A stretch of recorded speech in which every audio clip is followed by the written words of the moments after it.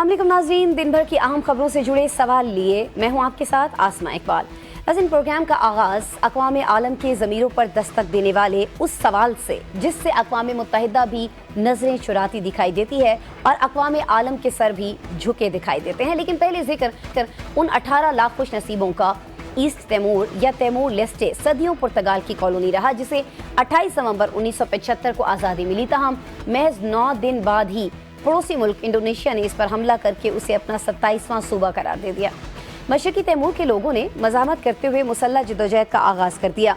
ज़ाना गोस्माओ ने कई बरस इस मुसल्लह मज़ाहमत की क़यादत की और अपना मुकदमा बंदूक की नाल से लड़ते रहे। वो खुश नसीब रहे कि महज 24 बरसों में ज़ाना गोस्माओ मशरकी तैमूर को जमहूरिया तैमूर लेस्टे के नाम से आज़ाद मुल्क करार देने में कामयाब हो गए। ज़ाना गोस्माओ की इस कामयाबी के पीछे नाज़रीन सिर्फ बंदूक नहीं थी, अक़वाम आलम का इंडोनेशिया पर शदीद दबाव भी था। माली बहरान के शिकार इंडोनेशिया को आलमी बैंक से मदद चाहिए थी, जिसे मशरकी तैमूर की आज़ादी से मशरूत कर दिया गया। आलमी दबाव काम कर गया और बिलाखिर 30 अगस्त 1999 को अक़वाम मुत्तहिदा के ज़रिए तमाम रेफरेंडम हुआ, जिसमें मशरकी तैमूर के 78% अवाम ने आज़ादी के हक़ में फ़ैसला दिया। इस फैसले के बाद ये इलाका कमोबेश 30 साल तक अक़वाम मुत्तहिदा की अबूरी इंतज़ामिया के पास रहा और फिर 20 मई 2002 को मशरकी तैमूर मुकम्मल तौर पर आज़ाद हो गया। इस आज़ादी के पीछे अक़वाम आलम की अगर मगर के बगैर तैमूरी अवाम की हिमायत थी, क्योंकि वहाँ 97% कैथोलिक ईसाई बसते थे। इसी वजह से नाज़रीन ईसाइयों की मजहबी रियासत वेटिकन सिटी भी ईस्ट तैमूर के पीछे खड़ी हो गई और महज 24 बरसों में ईस्ट तैमूर को आज़ादी दिलवा दी गई।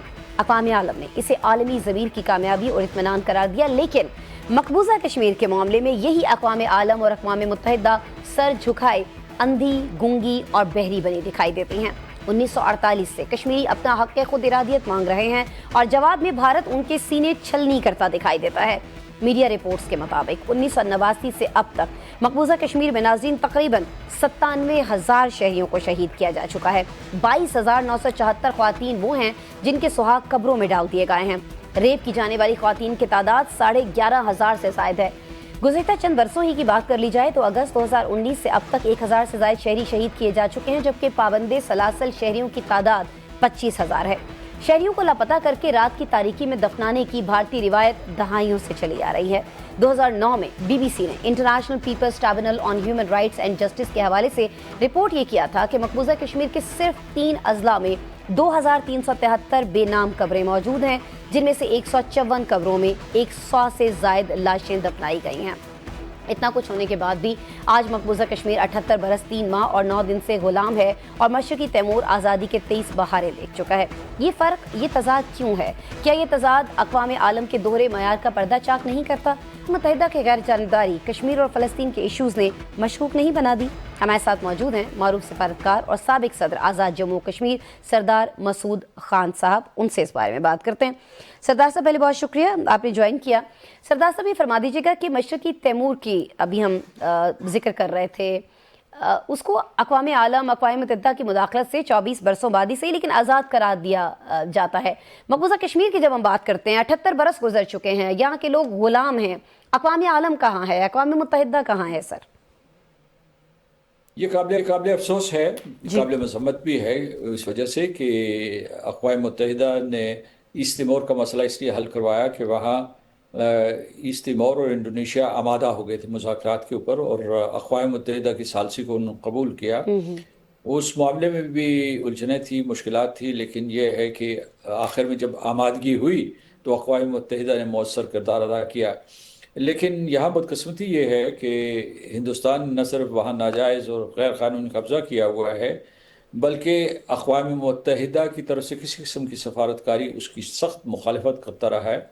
शुरू में मान गया था, 1948 में, 1949 में, 1950 के अवाइल तक जो है वो आमादा रहा, लेकिन उसके बाद उसने गैर कानूनी हथकंडों के ज़रिए मकबूजा इलाके को इंडियन फेडरेशन का हिस्सा बनाने की कोशिश की। वो आज तक नहीं बना सका, लेकिन उसकी वजह से ये मसला रुका हुआ है। अक़वाम मुत्तहिदा तैयार है अपना रोल अदा करने के लिए। उसने 12 करारदादें पास की और उसके बाद उसने लाया अमल बताया कि किस तरीके से अहले जम्मू कश्मीर अपनी किस्मत का फ़ैसला करेंगे और ये फ़ैसला करेंगे वो हिंदुस्तान के साथ जाएँ या पाकिस्तान के साथ जाएँ। اور دوسرے یہ ہے کہ جموں اور کشمیر کے لوگ جو ہے وہ تیار ہیں، بلکہ انتظار کر رہے ہیں اس وقت سے اب تک کہ کس وقت وہ رائے شماری ہوگی، ہم سے پوچھا جائے گا۔ جی تو دوسری چیز جو میں بتانا چاہتا ہوں وہ یہ کہ اگر ہندوستان نے صرف قبضہ کیا ہوا، صرف قابض ہوتا، کیونکہ ان کا یہ ناجائز قبضہ تھا اور اہل جموں کشمیر دل کے ساتھ ان کے ساتھ نہیں تھے، تو اس وجہ سے اس نے ہر جرم، انسانیت کے خلاف جرم کا ارتکاب کیا ہے، جنگی جرائم اس نے کا وہ مرتکب ہوا ہے، اور اس کے علاوہ اس نے جو ہے وہاں یعنی مطلب ہے جینوسائڈ کیا ہے، جسے قتل عام کہا جائے گا۔ یہ سن 1947 میں اس کا آغاز ہوا جموں میں، اور آج تک تقریباً 500,000 کشمیری جو ہے اپنی جانوں کا نذرانہ دے چکے ہیں اپنے حق خود ارادیت کے لیے، آزادی کشمیر کے لیے۔ تو اس میں رکاوٹ ہندوستان ہے، اس کی رعونت، اس کی انتہا پسند پالیسی، اس کا جو ایک ڈاکٹرن ہے وہ ٹھیک ہو گیا، کشمیریوں کے خلاف تشدد کا ڈاکٹرن، صحیح، اس وجہ سے جو ہے اہل جموں کشمیر کو یہ آزادی حاصل نہیں ہو سکتی۔ ٹھیک ہے، اس کی رونت، اس کی بھی تو اپنی جگہ، لیکن ایک اور وجہ جو آپ نے بیان کر دی، جس کا مطلب یہ ہے کہ عالمی طاقتیں حق خود ارادیت کو صرف وہاں تسلیم کرتی ہیں جہاں ان کے اپنے سیاسی یا پھر معاشی مفادات جڑے ہوئے ہوتے ہیں۔ ظاہر ہے بھارت جو ہے وہ ایک بڑی عالمی منڈی ہے، عالمی اداروں کو کشمیر ہے، منی پور ہے، ناگالینڈ ہے، وہاں انسانی حقوق کی پامالیاں جو ہیں اب وہ دکھائی نہیں دے رہی ہیں۔ کیا اس کی وجہ صرف اور صرف یہ ہے کہ اس سے ان کے معاشی مفادات جو ہیں وہ جڑے ہیں، یا ریزنز کچھ اور بھی ہو سکتے ہیں سر؟ یہ بڑی حد تک یہ بات درست ہے کہ جو دوسری جنگ عظیم کے بعد عالمی نظام بنا تھا وہ غیر جانبدار نہیں تھا، اور اس سے ثابت ہوا ہے، جو حالات اور واقعات کے ساتھ ثابت ہوا ہے، بالخصوص غزہ کے بعد اور اس جی سے پہلے بھی ہم نے دیکھا ہے مسئلہ فلسطین کے سلسلے میں اقوام متحدہ کوئی فیصلہ کن کردار ادا نہ کر سکا، اور اہل فلسطین کو انصاف نہ دے سکا، اہل جموں کشمیر کو انصاف نہ دے سکا۔ اور اس کی بنیادی وجہ یہ ہے کہ ایک تو ان کی اسٹریٹجک الائنسز اور دوسرا معاشی مفادات۔ آپ نے یہ کہا ہے، میں جب صدر ہوتا تھا تو اس وقت جایا کرتا تھا مختلف پارلیمنٹس میں، یورپی پارلیمنٹس میں، جی یا جی اس کے علاوہ جی جو ہے امریکہ کی کانگریس ہے، یا کینیڈا کے لا میکرز کے ساتھ گفتگو ہوتی تھی، یا برطانیہ کی، تو وہ ہماری بات سن لیتے تھے، لیکن سرگوشیوں میں یہ کہتے تھے کہ ہم ہندوستان سے ایک تجارتی معاہدہ کرنے والے ہیں اور ہندوستان کو ہم ناراض نہیں کر سکتے۔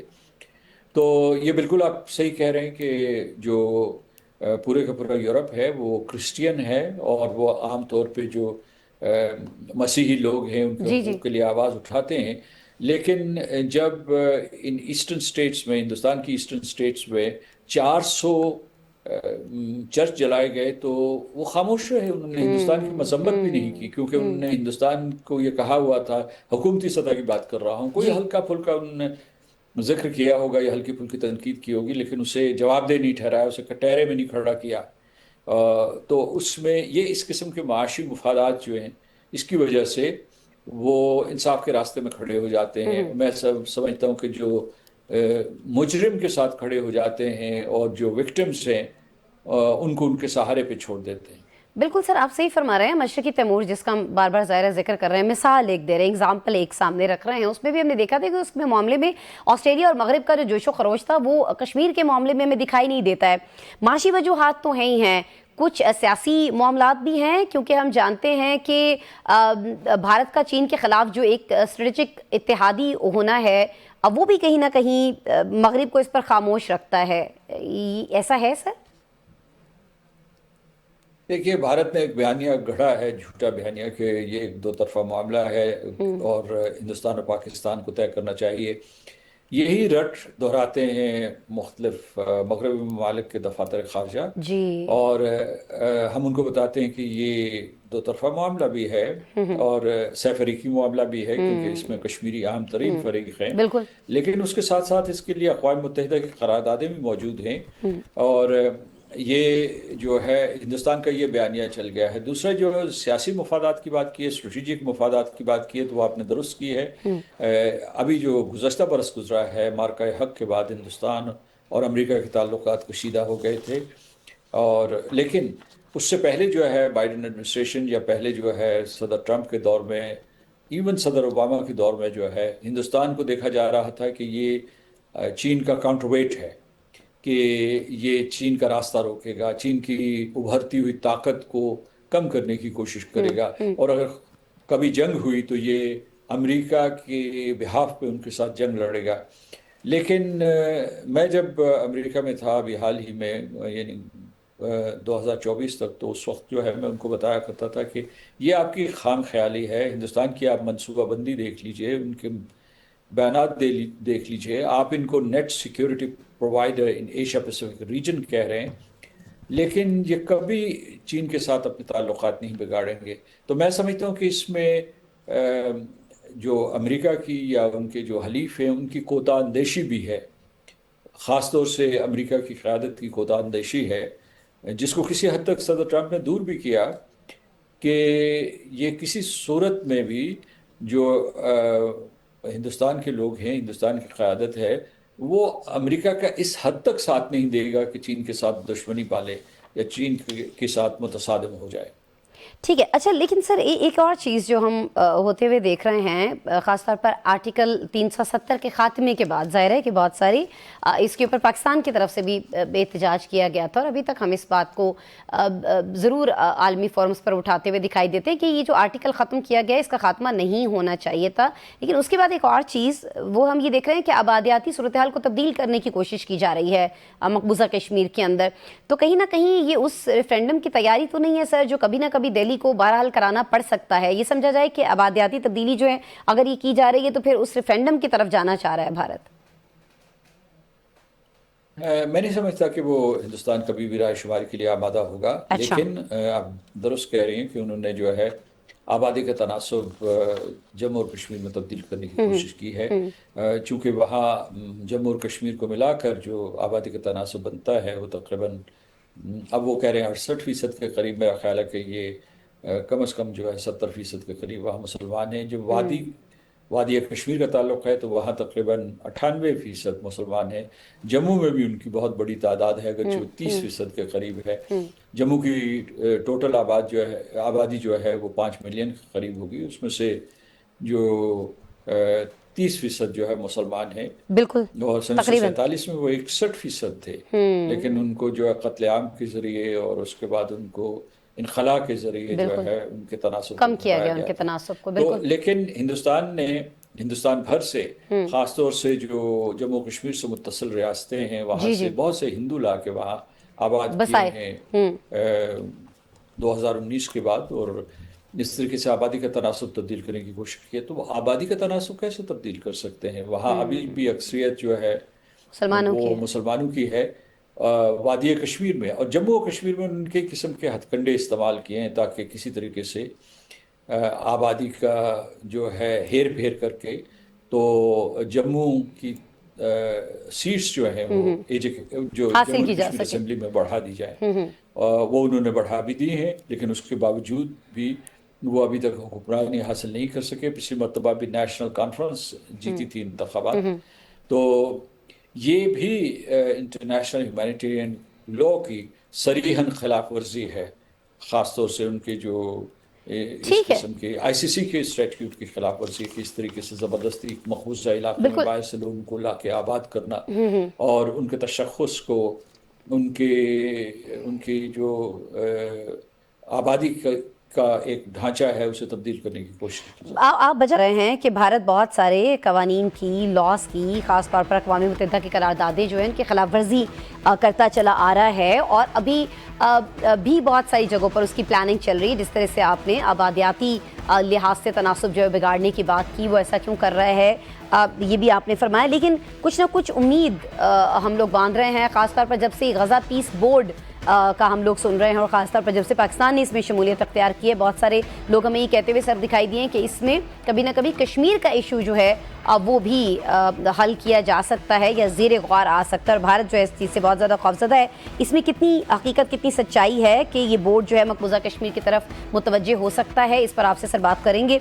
आप हमारे साथ प्लीज़ मौजूद रहिएगा। नाज़रीन, प्रोग्राम में ब्रेक शामिल करते हैं। सरदार साहब हमारे साथ हैं, मज़ीद गुफ्तगू होगी ब्रेक के बाद।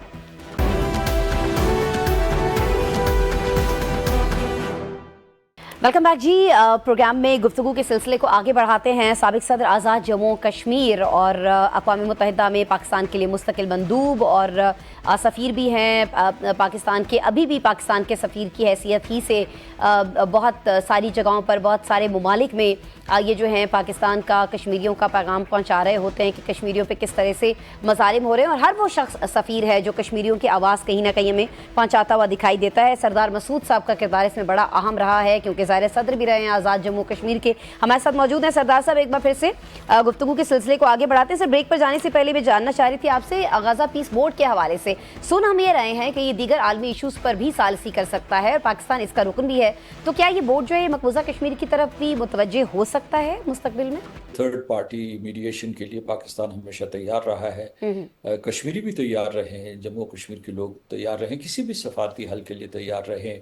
لیکن اس وقت جو ہے بورڈ آف پیس کے حوالے سے یہ سوال پوچھے جائیں گے پہلے، اس سے پہلے کہ ہم کشمیر کے بارے میں گفتگو کریں، کہ پہلا یہ ہے کہ کیا واقعی بورڈ آف پیس جو ہے اقوام متحدہ کا متبادل بن سکے گا، کیونکہ اس کے سربراہ صدر ٹرمپ ہیں، اور اس کے بعد جو ان کے کلیدی ارکان ہیں وہ صدر ٹرمپ کے یا حلیف ہیں یا دوست ہیں یا ان کی کابینہ کے ارکان ہیں، یا ان کے ایڈمنسٹریشن کے ہیں، یا وہ لوگ ہیں جن کے مہارت جو ہے سرمایہ کاری میں ہے، یا اس کے علاوہ ریئل اسٹیٹ میں ہے، یعنی کنسٹرکشن میں ہے، تعمیر میں ہے، اور یہ وہ ساری چیزیں ہیں جو غزہ سے متعلق ہیں۔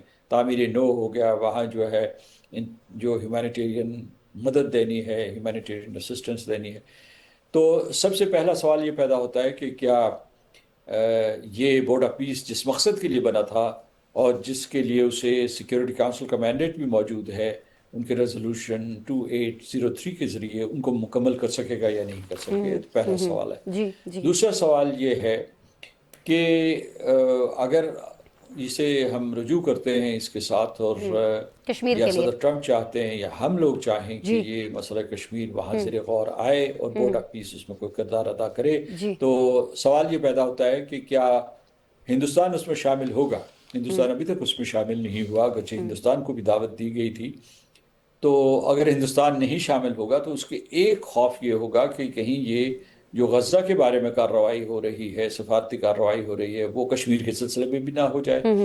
تو جب تک فریقین نہیں بیٹھیں گے ایک ہی میز پہ، مطلب ہندوستان اور پاکستان، بے شک دوسروں کی موجودگی میں بیٹھ رہے ہوں، جیسے کہ ایران اور امریکہ جو ہے ان کے آس پاس خلیجی ریاستیں ہوں گی، پاکستان ہوگا، یہ جو ان کا اس وقت جو جنگ کا ماحول بنا ہوا ہے، تو اگر ہندوستان شامل نہیں ہوگا تو اس مسئلے کا حل نہیں ڈھونڈا جا سکتا۔ لیکن اس وقت ہمیں اس کے اوپر گفتگو کرنے کی ضرورت نہیں ہے۔ فی الحال جو دنیا کی توجہ بورڈ آف پیس کے حوالے سے غزہ کے اوپر مرکوز ہے، اور دوسری طرف یہ ہے کہ اس وقت جو ایک بہت بڑا عالمی بحران ہے وہ اس طریقے سے کہ ایران اور امریکہ کے تصادم کو کیسے روکا جائے۔ میں سمجھتا ہوں کہ اگر بورڈ آف پیس یہ دو معاملات حل کر دے تو پھر جو ہے دنیا کا اس نئے ادارے کے اوپر اعتماد بڑھے گا۔ ٹھیک ہے، اعتماد بڑھنا پہلے بہت زیادہ ضروری ہے، اور اس کے لیے آپ نے دو اہم جو ابھی چیزیں چل رہی ہیں، تنازع چل رہے ہیں، ان کا حل کرنا اس بورڈ کی طرف سے بہت زیادہ ضروری ہے۔ بالکل بجا فرمایا آپ نے۔ اقوام متحدہ کے سر یہ فرما دیجیے گا کہ جو دستور ہے اور جو قراردادیں ہیں ان کے مطابق کشمیریوں کو مسلح مزاحمت کا حق حاصل ہے، لیکن سر پرابلم یہ آ رہا ہے کہ پاکستان میں ایک مخصوص طبقہ ہے جو اس غلط فہمی کا شکار ہے، انفیکٹ وہ اس کو پھیلا بھی رہا ہے، اس غلط فہمی کو دوسرے لوگوں تک بھی پھیلا رہا ہے کہ کشمیریوں کی جو مسلح مزاحمت ہے سر، اس نے مسئلہ کشمیر کا کیس جو ہے اس کو خراب کر رکھا ہے۔ تو میں ضرور چاہوں گی کہ اس کی آپ ضرور وضاحت کیجیے گا کہ یہ تو اقوام متحدہ کا دستور ان کو یہ حق دیتا ہے، اس کی قراردادیں ان کو یہ حق دیتی ہیں کہ وہ مسلح جد و جہد کرے، جس طرح سے ان کے خلاف کارروائیاں ہو رہی ہیں بھارت کی طرف سے اور جتنے مظالم ڈھائے جا رہے ہیں سر۔ دیکھیے، قانونی طور پر تو مقبوضہ علاقے لوگوں کو حق ہے article 51 of the United nation charter کے مطابق وہ اپنا دفاع کریں، کیونکہ وہ اس وقت اس کے ہندوستان کے قبضے میں ہیں، اور جتنی بھی کولونائز اسٹیٹس تھیں 1945 کے بعد، انہوں نے بعض جو ہے انہوں نے مسلح جد و جہد کے ذریعے اپنے کولونیل ماسٹر سے آزادی حاصل کی، اور کچھ کے جو ہے پرامن طریقے سے حل ہو گئے تھے۔ اب جن لوگوں نے، جن کولونیل پاورز نے فوج کشی کی تھی، اس کے لیے فوجی مزاحمت ہوئی تھی، عسکری مزاحمت ہوئی تھی، عسکری سطح پہ مزاحمت ہوئی تھی وہاں کے لوگوں کی وجہ سے کی طرف سے، تو اس کا مطلب یہ ہے کہ اس کے لیے پریسیڈنٹ موجود ہے، اور ویسے بھی جو بین الاقوامی قانون ہے، میں نے article 51 of the United nation charter کا ذکر کیا، اور دوسرے جو ہے میں نے ذکر کیا بین الاقوامی قانون کا، وہ اس بات کی اجازت دیتا ہے کہ کوئی لوگ محکوم ہوں، اس طریقے سے محصور کر دیے گئے ہوں، تو ان کو حق بنتا ہے کہ وہ آزادی کے لیے عسکری راستہ اختیار کریں، اور بلکہ یہاں تک کی اجازت ہے کہ اس کے آس پاس جو ملک ہیں وہ ان کی مدد کریں، ان کا ہاتھ بٹائیں۔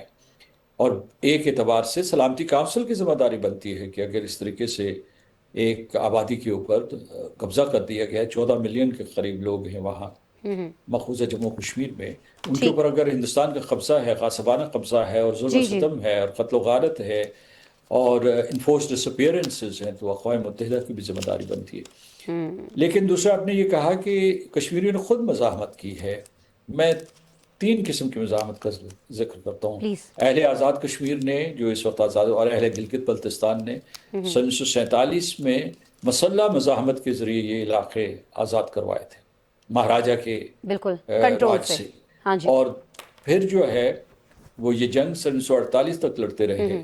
پھر آپ جو ہے جو سن 1989 سے جو جس قسم کے وہاں جو مزاحمت کا آغاز ہوا تھا، اس کا ہراول دستہ خود کشمیری تھے، وہ سارے کے سارے اٹھ کھڑے ہوئے تھے ہندوستان کے ظلم کے خلاف، اور وہ 5 سال 10 سال تک جنگ لڑتے رہے، اسے آپ دہشت گردی نہیں کہہ سکتے۔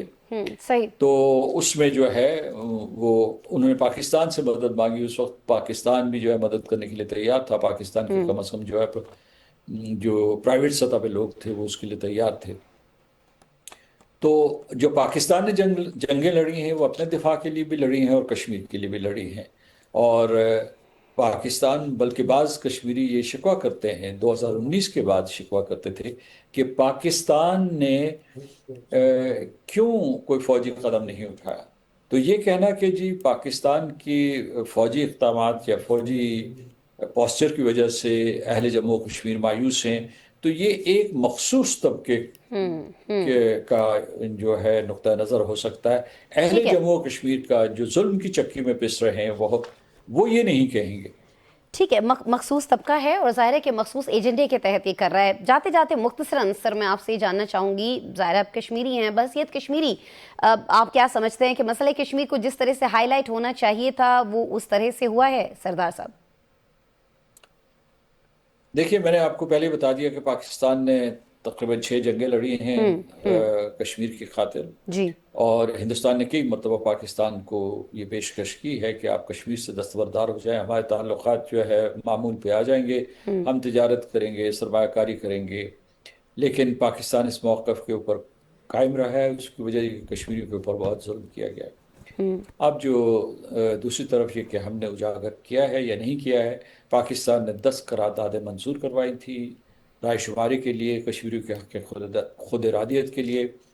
سن 1965 کی جنگ لڑی تھی، یہ صرف کشمیر کے لیے لڑی تھی، آزادی کشمیر کے لیے لڑی تھی، اور اس کی سزا ہندوستان نے پاکستان کو یہ دی کہ اس نے پہلے مختلف باہنی کو ٹرین کیا بنگلہ دیش میں، اس کے بعد پاکستان کے اوپر یعنی مشرقی پاکستان کے اوپر اس وقت حملہ کیا اور پاکستان کی ریاست کو 2 ٹکڑے کر دیا۔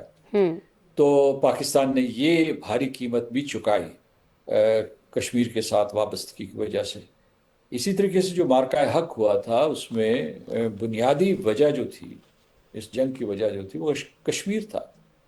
اور میں یہ کہتا ہوں کہ پاکستان عسکری محاذ پہ تو متحرک رہا ہے، لیکن سفارتی محاذ پہ اقوام متحدہ کے ہر ادارے میں، وہ سلامتی کونسل ہو، وہ جنرل اسمبلی ہو، ایکوسوک ہو، ہیومن رائٹس کونسل ہو، یا اس سے منسلک جتنے بھی ادارے تھے وہاں پر ہوتا ہے۔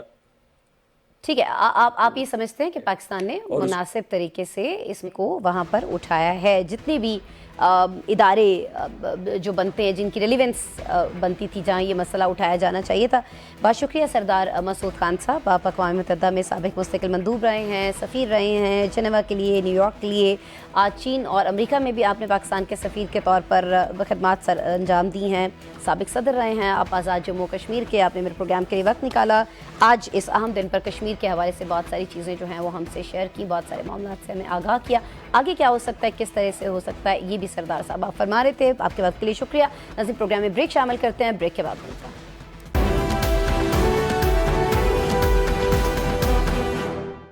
वेलकम बैक नाज़रीन, प्रोग्राम को आगे बढ़ाते हैं और अब बात करते हैं पाकिस्तान तहरीक इंसाफ की जानिब से 8 फरवरी के रोज़ हड़ताल की तैयारियों की, जिसे लाहौर में बसंत और वज़ीर आज़म की जानिब से मुलाकात ने चैलेंज बना दिया है। पीटीआई और तहरीक तहफ़्फ़ुज़ आईन पाकिस्तान का कहना है कि 8 फरवरी को मुल्क भर में पहिया जाम हड़ताल होगी। दुकानों के शटर उठेंगे, नहीं बाजार खुलेंगे। लोग 8 फरवरी 2024 के इलेक्शन में अपने वोट की तस्दीक पर एहतजाज रिकॉर्ड कराएंगे। और नाज़रीन, तहरीक तहफ़्फ़ुज़ आईन पाकिस्तान की जानिब से भी दिसंबर 2024 ही में हड़ताल के इशारे मिलना शुरू हो गए थे, लेकिन इसका बाज़ाबता ऐलान रवा बरस जनवरी के वस्त में किया गया है। इसी हवाले से सुहेल आफरीदी को हम देख रहे हैं कि जो स्ट्रीट मूवमेंट है उसकी कमान भी खुद संभालना पड़ी थी।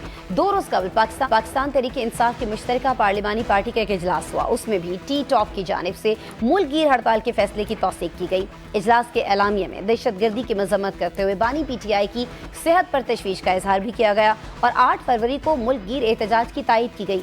इस इजलास में वज़ीर आला खैबर पख्तूनख्वा सुहेल आफरीदी ने खुसूसी शिरकत की थी। हड़ताल ही के हवाले से सुहेल आफरीदी ने पंजाब और सिंध का दौरा भी किया और अवाम में घुल मिल गए। स्ट्रीट मूवमेंट को आगे बढ़ाया, जिसकी हिदायत अडयाला जेल से बानी पीटीआई ने दी थी। दूसरी जानिब हुकूमत का कहना यह है कि हड़ताल में पीटीआई की मकबूलियत की पड़ताल हो जाएगी। पीटीआई ने पहिया जाम हड़ताल का ऐलान करके अपने पैरों पर खुद कुल्हाड़ी मारी है। यहाँ सवाल यह है नाज़रीन कि सिर्फ एक सूबे में हुकूमत और वसाइल रखने वाली पीटीआई कमज़ोर डिसिप्लिन और बाहमी इख्तलाफात के साथ क्या मुल्क की सतह पर पहिया जाम करने की सलाहियत रखती है? इस हड़ताल के हवाले से टी टॉप में शामिल जमातों की हिकमत अमली क्या होगी और किस तरह से इसे मौसर बनाया जाएगा, स्ट्रैटेजी क्या रहेगी? इस बारे में क्या केपी हाउस इस्लामाबाद में एक अहम इजलास जिसका इनेकाद किया गया था, जिसमें हड़ताल के हवाले से मुख्तलिफ ऑप्शंस पर गौर किया गया था। ये ऑप्शंस होंगे क्या और किस तरह से पहिया जाम बनाया जाएगा? क्या इस्लामाबाद मार्च का भी कोई इरादा है या फिर एहतजाजी मुजाहरे अपने अपने शहरों तक महदूद रहेंगे? इन सारे सवालात के जवाब जानने के लिए हमने राबता किया है पीटीआई इस्लामाबाद के सदर आमिर मुगल साहब से, जो इस वीडियो लिंक पर हमें ज्वाइन किए हुए हैं। मुगल साहब, पहले नवाजिश, आपने वक्त निकाला। मुगल साहब, 2 रोज़ रह गए हैं 8 फरवरी में। हड़ताल की स्ट्रैटेजी क्या होगी? ऐसा क्या करेंगे आप कि मुल्क भर में पहिया जाम हड़ताल हो जाए? क्योंकि लाहौर के अंदर हम जानते हैं कि उस रोज़ तो लोग बसंत मनाने में मगन होंगे। क्यों फिर लोग जो हैं वो अपनी शॉप्स बंद कर रहे होंगे? उस दिन तो कारोबार जो है वो खूब चमक रहा होगा। मैं लाहौर की हद तक बात कर रही हूँ, बाकी शहरों में आप ये किस तरह से पॉसिबल बनाएंगे, ये बता दीजिएगा सर।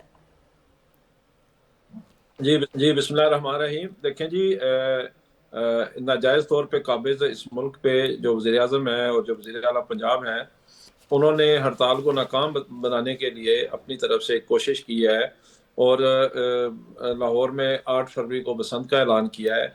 कल मैं सुन रहा था जो काइट एसोसिएशन के सदर हैं, उनका एक इंटरव्यू, वो कह रहे थे कि हमने तजवीज़ दी थी कि हमें ये जो हड़ताल है ये हम सॉरी ये जो बसंत है ये हम ईद के बाद करना चाहते हैं, यानी कि रमज़ान मुबारक के बाद हम करना चाहते हैं, लेकिन हमें मजबूर किया गया है कि हम ये 8 फरवरी को करें। तो उन्होंने तो भांडा फोड़ दिया है वज़ीर आला का, नाजायज़ वज़ीर आला का, कि वो उन्होंने जो टी टैप की या तहरीक इंसाफ की जो कॉल है 8 फरवरी को जो मैंडेट लूटा गया उसकी बरसी है, तो उसको नाकाम बनाने के लिए। लेकिन देखें, अगर उन्होंने इसको नाकाम बनाना है तो हम तो ऑलरेडी लोगों से कह रहे हैं कि आप घरों में रहें, आप शटर डाउन करें, पहिया जाम करें। तो घर की छत पे तो कोई भी गुड्डी उड़ा सकता है, ज़ाहिर है घर रह के उसने कोई ना कोई तो एक्टिविटी करनी है।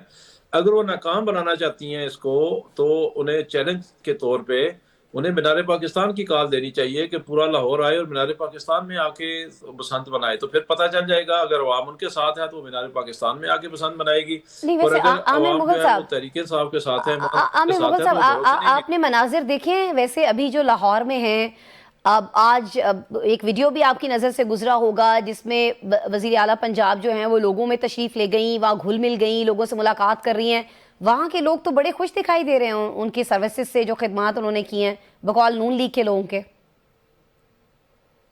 देखें जी, मैंने बिल्कुल मनाज़र देखे हैं जी। बच्चों के गलों पे डोर फिर रही है और 1-2 शहादतें भी हो चुकी हैं डोर फिरने से, और किसी ने मोटरसाइकिल पे बांस बांधा हुआ है, किसी ने कोई तार बांधी हुई है, किसी ने क्या चीज़, किसी ने क्या, मतलब एक अजीब सा मंजर है लाहौर का।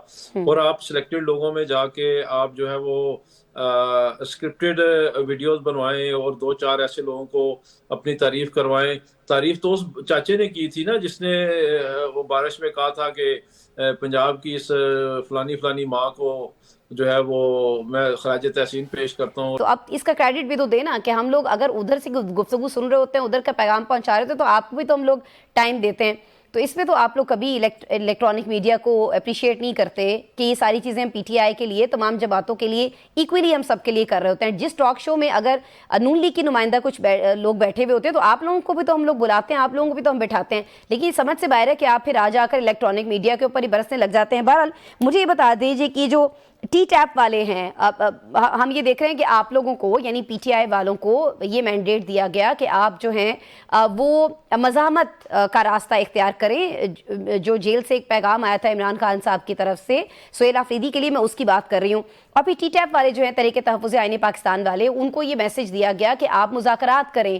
تو پھر آپ کو نہیں لگتا کہ وزیر اعظم صاحب کی جب سہیل آفریدی صاحب سے ملاقات ہو گئی تھی, ٹی ٹیپ کے جو اچھک صاحب ہیں وہ بھی جب مل لیے تھے, کچھ دنوں کے بعد ملاقات ان کی ظاہر وزیر اعظم سے بھی ہو رہی ہے, پہلے بھی معاملات ہو رہے ہیں, تو ہڑتال کو مؤخر نہیں کر دینا چاہیے تھا آپ کو؟ اس پر کوئی بحث, کوئی بات, کوئی ڈسکشن ہوئی ہے آپ کی پارٹی کے اندر؟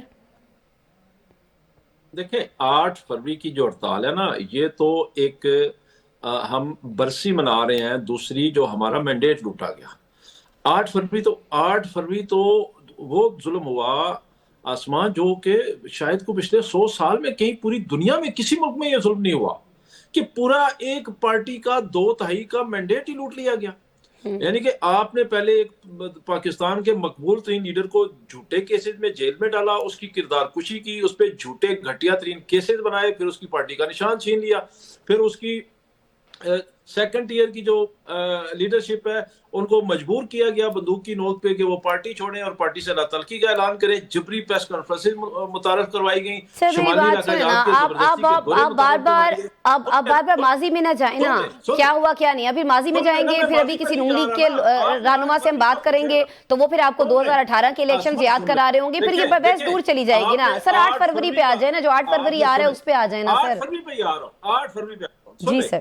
ہم پہ 9 مئی مسلط کیا گیا, ہم پہ سب کچھ مسلط کیا گیا. اب آپ 8 کو کیا مسلط کرنے جا رہے ہیں وہ بتا دیں, اور آپ کیوں مسلط کرنے جا رہے ہیں یہ بتا دیں نا. آپ کے مذاکرات چل رہے ہیں نا, اچھک صاحب مل رہے ہیں نا, آپ کے وزیر اعلیٰ مل رہے ہیں نا.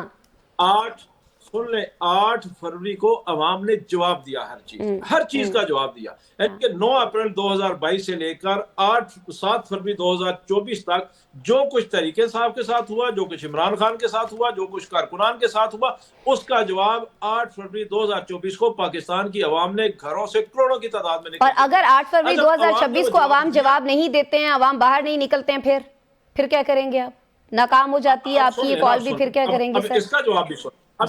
جی سر. دیکھیں پاکستان میں جمہوریت اس وقت یرغمال ہے, پاکستان میں پارلیمان یرغمال ہے, پاکستان میں آئین یرغمال ہے, پاکستان میں عدلیہ یرغمال ہے, پاکستان میں پوری 24-25 کروڑ عوام یرغمال ہے. میں آپ کو آج کی بات بتاؤں, صرف اسلام آباد ایک ڈسٹرکٹ ہے, صرف اس کی 24 لاکھ آبادی ہے, چھوٹا سا ضلع ہے, سینکڑوں چھاپے آج پڑے ہیں کارکنان کے گھروں پہ, سینکڑوں چھاپے.